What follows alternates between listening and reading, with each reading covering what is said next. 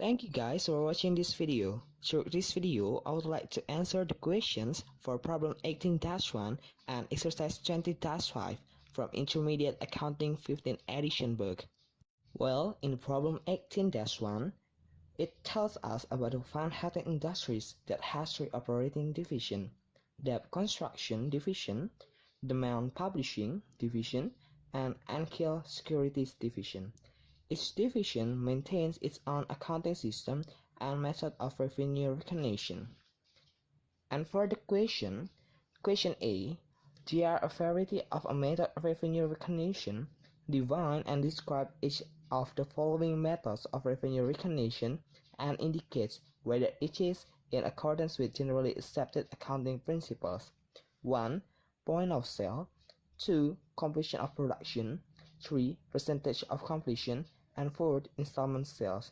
And for the question B, compute the revenue to be recognized in fiscal year 2014 for each of the three operating divisions of Manhattan Industries in accordance with generally accepted accounting principle. Answer for the question A. Number 1. The point of sale method recognizes revenue when the earning process is complete and an exchange transaction has taken place. This can be the date goods are delivered, when the title passes, when services are rendered and billable, or as time passes, e.g. rent of royalty income. This method most closely follows the accurate accounting method and is in accordance with generally accepted accounting principles or GAAP. Number 2.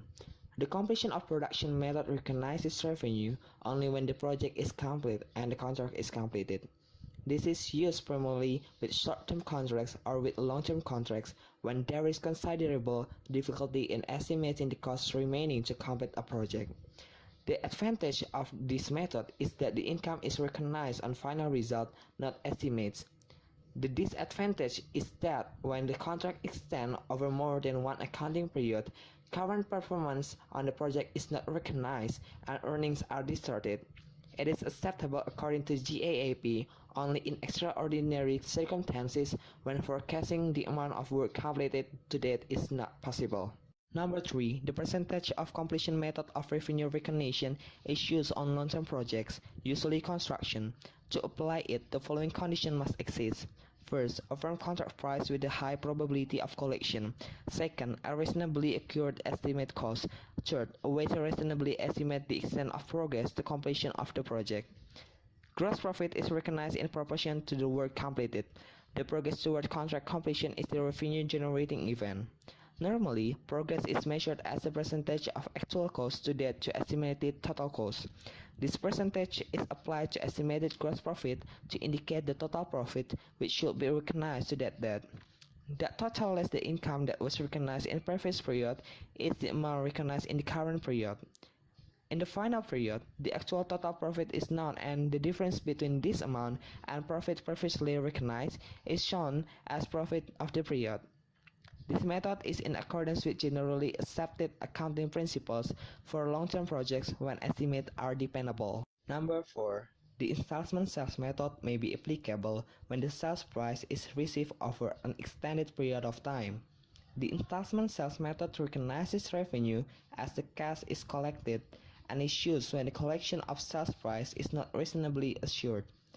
This method is commonly used for tax purposes, but it's not in accordance with GAAP, except in certain situations because it violates accrual basis accounting. The installment sales method can be used in special circumstances when collectability is very unsure. Answer for the question B, debt construction. A change of cost estimate calls for a revision of revenue and profit to be recognized in the period in which the change was made, in this case, the first period. First, we should put the contract price. Contract price is $30 million, and then we put the cost. The first is actual cost in November 30, 2014 is $7,200,000, and then we put the estimated cost to complete, which is $16,800,000, and then we'll get the total cost, which is $24 million. After that, we'll get the estimated profit, which is $6 million. $6 million is from the contract price reduced by the total cost. After that, we should search for the percentage of the contract completed, which is 30%. 30% is from the actual cost divided by the total cost. $7,200,000 divided by $24 million. After that, we'll search for the revenue to be recognized in 2014, which is $9 million. $9 million is from the contract price times 30%. Contract price is $30 million times 30% from the percentage of the contract completed. That will be $9 million. And the next is demand publishing division. Sales fiscal in 2014 is $7 million. That will be less by the sales return and allowances 20%, which is $1,400,000. And then we'll get the net sales revenue to be recognized in fiscal 2014, which is $5,600,000. Although distributors can return up to 30% of sales, prior experience indicate that 20% of sales is the expected average amount of returns. The collection of 2013 sales has no impact on fiscal 2014 revenue. The 21% of returns on the initial $5,500,000 of 2014 sales confirm that 20% of sales will provide a reasonable estimate. And the next is Ankel Securities Division. Revenue for fiscal 2014 is $5,200,000. The revenue is amount of goods actually built and shipped when revenue is recognized at the point of sales, terms of FOB factory. Orders for goods do not constitute sales. Down payment are not sales. The actual freight costs are expense made by the sellers that the buyer will reimburse at the time she or he pays for the goods. Commissions and warranty returns are also selling expenses. Both of these expenses will be accrued and will appear in the operating expenses section of the income statement. Well, the next is exercise 20-5. The instruction or the question is compute the amount of prior service cost amortization for the years 2014 through 2019 using the years of service method. Setting up appropriate schedules. Actually, I do this exercise by following the computation example on page 1195. So, the first thing that we have to do is make a table of computation of service years. The table is consisted of years, employees, and also the total. Years is started from 2014 until 2019. And the employees consist of Jim with 3 years, Paul with 4 years, Nancy with 5 years, Dave and Katie with 6 years. Jim started from 2014 until 2016. Paul started from 2014 until 2017. Nancy 2014 until 2018. Dave and Katie from 2014 until 2019. So the total for 2014 is 5. For 2015 is 5. For 2016 is 5. For 2017 is 4. For 2018 is 3.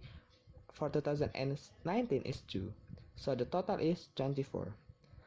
So now we have to look for cost per year service by computing the per year service cost, which is $72,000 divided by total, which is 24. So the cost per year service is $3,000. So now what we have to do is make a table of computation of annual per year service cost amortization. The table is consists of year, total service years, cost per service years, annual amortization. The years is started from 2014 until 2019. The total service years is just like the table before, which is 5 for 2014, 5 for 2015, 5 for 2016, 4 for 2017, 3 for 2018, 2 for 2019. The cost per year service is $3,000 for whole years. Annual amortization, we can get the number from the total service years times cost per service years. So for 2014, we get $15,000. For 2015, $15,000. For 2016, $15,000. For 2017, $12,000. For 2018, $9,000. For 2019, $6,000. So the total annual amortization will be $72,000. Okay guys, that was all of my video about the problem 18-1 and exercise 20-5. Thank you for watching and don't forget to like and subscribe. Thank you.